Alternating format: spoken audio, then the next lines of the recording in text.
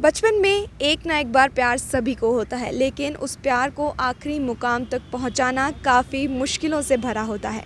लेकिन आज हम आपको एक ऐसे प्रेमी जोड़े से रूबरू करवाने जा रहे हैं जिन्होंने अपने प्यार के सिरे को शुरू से लेकर अंत तक पकड़े रखा और एक दूसरे के साथ शादी के बंधन में बंधकर लोगों के लिए एक नया एग्जाम्पल क्रिएट किया है। अनामिका, राहुल, बहुत बहुत स्वागत है आपका वॉइस आजकल पर। Thank you ma'am. Thank you ma'am. पहले तो बहुत बहुत कॉन्ग्रेचुलेशंस हमारी तरफ से आपकी शादी के लिए। तो अपनी लव स्टोरी के बारे में बताइए कुछ कि कैसे शुरुआत करी आपने एक दूसरे के साथ, कैसे वो प्यार के लम्हे आपके एक दूसरे के साथ रहे। तो मैम सबसे पहले राहुल को हम 2000 में मिले थे। राहुल नेबर है, राहुल का नया घर बन रहा था वहाँ पे, तो राहुल वहाँ पे रहने के लिए आए थे। बचपन में दोस्ती थी, खेलते भी साथ में थे, रहते भी साथ में थे, खाना पीना सब कुछ, बैठना उठना सब साथ में ही रहता था। धीरे धीरे वो फ्रेंडशिप पता नहीं कब प्यार में बदल गई। तो 2008 में राहुल ने प्रपोज़ किया। पहले हम गए थे मना करने, ठीक है। बट राहुल का वो जो एक क्रश होता है कि बचपन से जो था मन में, उस वजह से फिर हमने हाँ कर दिया। हमने कहा ठीक है चलो अब जो होगा वो तो देखा कैसा जाएगा। ही क्रश रहा था आपका अनामिका जी पर? अरे मैम पूछिए मत, जब साथ में खेलते रहे ना तो होता नहीं है कि एक बॉन्ड क्रिएट हो जी जाता जी है। जी। तो मतलब हर जगह वही लगता था कि नहीं यार अनामिका के साथ रहना चाहिए, ये करना तो चाहिए। क्या स्कूलिंग भी आप दोनों ने साथ में स्कूलिंग तो की है? मैम नहीं मैम, स्कूलिंग तो अलग अलग की है। मैं केवी से था, ये गर्ल्स कॉलेज गर्ल्स स्कूल से। तो मतलब कैसा ही बॉन्ड आपने इनके साथ शेयर किया तब जब ये आपको प्रपोज करने आए थे? मेरे बॉन्ड राहुल के साथ काफ़ी अच्छा था। राहुल को कोई बात करनी होती थी या खेलना होता था या बैठना होता था, बातें करनी होती थी, ड्राइंग करनी होती थी, तो राहुल साथ में ही बैठते थे। अगर हम नहीं भी होते थे तो राहुल बुलवा लेते थे कि अनामिका को बुला के तो लेके आ मतलब जाओ। कौन सी क्लास से हम इमेजिन कर सकते हैं आप साथ हो? 11th में। 11th स्टैंडर्ड से आप दोनों साथ हो, तो काफ़ी मेमोरीज रही होंगे आपके साथ में? काफ़ी ज़्यादा, क्योंकि राहुल नेवर थे, पड़ोसी थे, तो साथ में ही शादी पार्टी फंक्शन तो सब चलता रहता था। घर पे भी आना जाना था। हाँ, जब फैमिली को थोड़ा पता चला तब घर पे थोड़ा आना राहुल का कम हो गया था, तो उनको थोड़ा प्रॉब्लम होने लगी। तो सर हम उस इंसिडेंट के बारे में जान सकते हैं जिसने आपकी पूरी लाइफ ही चेंज कर दी? मैम इन 2013 मैंने अपना ग्रेजुएशन कंप्लीट किया था as a BTech electronics and communication engineer. फिर मैंने प्राइवेट जॉब भी किया, लेकिन फैमिली प्रेशर की वजह से इंसिस्ट करते रहे गवर्नमेंट जॉब अप्लाई करो, गवर्नमेंट जॉब। तो मैंने 2015 तक प्रिपरेशन करी उसकी। तो बाय द वे मेरा SBI PO भी क्लियर हुआ, क्लर्क भी क्लियर हुआ। तो अनफॉर्चुनेटली LIC AA का एग्ज़ाम था। तो उसके रिव्यूज़ बहुत अच्छे आ रहे थे कि पेपर बहुत ईजी आ रहा था, तो वो लालच मेरे को ले गया। मॉर्निंग में एग्ज़ाम देने जा रहा था, अनफॉर्चुनेटली एक्सीडेंट हो गया। कैसे एक्सीडेंट हुआ? बाइक से था, मैं पीछे बैठा था, मेरा फ्रेंड राइड कर रहा था ओके ओके और उस टाइम ट्रेन बहुत डिले थी। ओके। तो हम लोगों ने एट रैंडम प्लान करा, तो वो ट्रक से शायद टक्कर हुआ। तो मतलब जब आपको इस इंसिडेंट के बारे में अनामिका पता चला तो क्या आपका रिएक्शन था अंदर से? रिएक्शन सिर्फ यही था, क्या हुआ कैसे हुआ। राहुल के फ्रेंड को कॉल किया, वो भी वहाँ नहीं पहुँचा था। वो बोला कि मैं पहुँचता हूँ फिर कॉल करता हूँ। लेकिन जब राहुल का हमने नंबर मिलाया तो राहुल के फ़ोन रिसीव हुआ और राहुल के फ्रेंड से बात हुई, तो उसने बोला कि ठीक है, राहुल के सिर्फ सर में चोट लगी है, बाकी ऐसा कुछ नहीं है, टाँके लग रहे हैं, भैया को घर ले आएंगे। हमने कहा ठीक है चलो, अच्छा घर ले आना। हमने सोचा नॉर्मल ही है। फिर थोड़ी देर बाद कॉल आती है कि नहीं भैया के ज़्यादा चोट लगी, हम लोग कानपुर लेके जा रहे हैं। तो कौन से ईयर की बात है ये जो इंसिडेंट है? 2016। 2016 में जब ये सब कुछ हुआ तो उसके बाद क्या माइंड में आपके चल रहा था कि क्या होगा आगे, कैसे होगा, फ्यूचर प्लान्स क्या होंगे? फ्यूचर प्लान्स में क्योंकि प्यार तो था ही। क्योंकि राहुल एक मेरे लिए क्या बोले, क्या थे क्या नहीं थे, वो सब कुछ अभी भी हैं।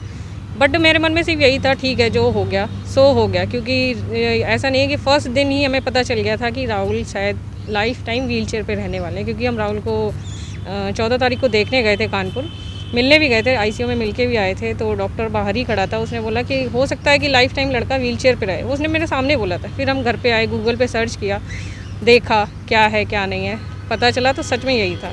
फिर भी मेरे मन में यही था ठीक है, जो हो गया सो हो गया। राहुल से भी मैंने कई बार यही बोला, जो हो गया सो हो गया, उसको छोड़ो, जो है उसको जियो। राहुल भी बार बार कहते थे कि नहीं अनामिका छोड़ो, कहीं और शादी करनी है कर लो। नहीं, हमने कहा नहीं करनी है। राहुल जी ने बोला आपको? जी ये बोला। राहुल कितना है अपने आप को आप लकी फील करते हैं कि ऐसी जीवन संगनी मिली आपको जो हर स्थिति में आपके साथ रहने के लिए तैयार है? मैं बहुत लकी, एक्सट्रीम लेवल। तो क्या कहना चाहेंगे लड़कियों को जो बहुत ही एंडलेस बना देती है लड़कों की लाइफ और ख़राब करके चली जाती हैं? क्या बोलूँ मैम, वो उनके बॉन्डिंग पे डिपेंड करता है कि वो ठीक तरह से चल रही है या नहीं चल रही है।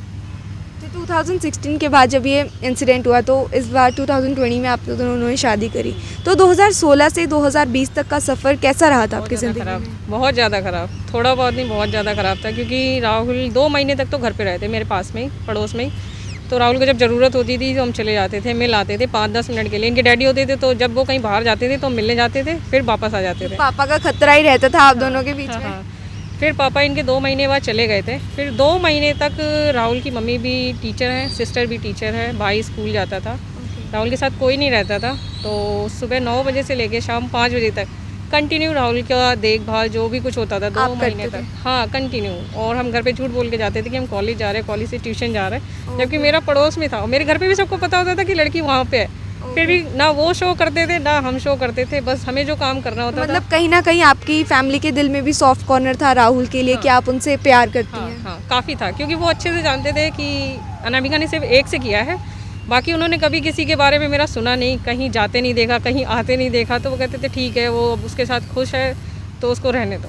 सर आपकी फैमिली की क्या मतलब दिल में था कि अनामिका आपके घर आती हैं, देखभाल करती हैं, कितनी केयर करती हैं, क्या उनका पॉइंट ऑफ व्यू था? क्या बोलूँ, मेरे को पॉइंट ऑफ व्यू उनका एग्जैक्टली समझ में ही नहीं आया कभी। ओके। तो वही जो मैंने बताया ना कि डैडी आर्मी पर्सन है, तो उनको काफ़ी प्रॉब्लम्स। तो क्या वो चाहते थे आपसे, क्या चाहते थे आपसे? उनके माइंड में थोड़ा ये था कि ये मतलब बेड रिडन है, तो मैं इसके लिए सब कुछ कर दूंगा, तो इसको कोई प्रॉब्लम नहीं होगी। उनके माइंड सेट था ये। तो वो ये चाहते थे कि आप शादी ना करें, मतलब आप चाहते थे आप अनामिका से ही शादी करें। तो अब शादी हो गई, अब उसके बाद क्या फैमिली रिव्यूज़ हैं? मैम अभी तो ठीक ठाक है, अभी आगे देखते हैं जैसे जैसे तो फ्यूचर क्या आपकी बढ़ेगा। शादी में आए थे, वो सपोर्ट था उनका? नहीं, डैडी नहीं आए। डैडी नहीं आए थे मैम, उन्होंने लेकिन विशेष दिए थे वीडियो कॉल्स पर। तो 2016 से 2020 में के बीच आपने क्या क्या किया एक दूसरे के साथ, क्या आपने मोमेंट शेयर किए? मोमेंट बहुत ज़्यादा थे, क्योंकि राहुल सुबह 7 से 8 बजे से लेके 2-3 बजे तक अकेले रहते थे। तो कंटिन्यू 7-8 घंटे राहुल से बात करनी, क्योंकि राहुल ज़्यादा डिप्रेशन में थे। कभी कदार मन में आता ही है कि काश हम कुछ ऐसा कर लें कि हम ना हो या मर जाएं या कुछ कर लें। तो राहुल बोलते भी थे, तो हम बार बार समझाते रहते थे कि जो हो गया सो हो गया, जो बीत गया सो बीत गया, अब जो है उसको जियो, उसको देखो। बट राहुल बार बार बोलते थे, तो हमें इसलिए कंटिन्यू राहुल से बात करनी पड़ती थी, चाहे खाना खाओ या नहीं खाओ। हम कहते थे राहुल ना छूटे, बस कैसे भी करके। मतलब राहुल का सिरा आपने नहीं छोड़ा? बिल्कुल भी नहीं। सर आप क्या कहेंगे इस बारे में? मैं यही कहना चाहूँगा, मेरा टर्निंग पॉइंट ये था कि जब मैं 4 सितंबर को 2019 को चंडीगढ़ रह पाया, वो मेरे लिए लाइफ का सबसे बड़ा टर्निंग पॉइंट था, जहाँ से मेरे को बहुत सारी अपॉर्चुनिटी मिली। आपको बताना तो आप चाहूँगा, इस वक्त चंडीगढ़ रिहैब में है, तो सेंटर में है, तो क्या आपको सुविधाएं यहाँ से मिल रही हैं? मैं आपको बताना चाहूँगा, इन इंडिया स्टेट्स है कि around 15,000 every year spinal cord injury होती है, और सबको लैक ऑफ नॉलेज होती है कि क्या करना है क्या नहीं करना। इवन जब स्टार्टिंग फेज़ रहता है तो मोस्टली खतरा रहता है बेड शोर का, तो किसी को नॉलेज नहीं होती, इवन डॉक्टर्स भी जल्दी कंसल्ट नहीं करते।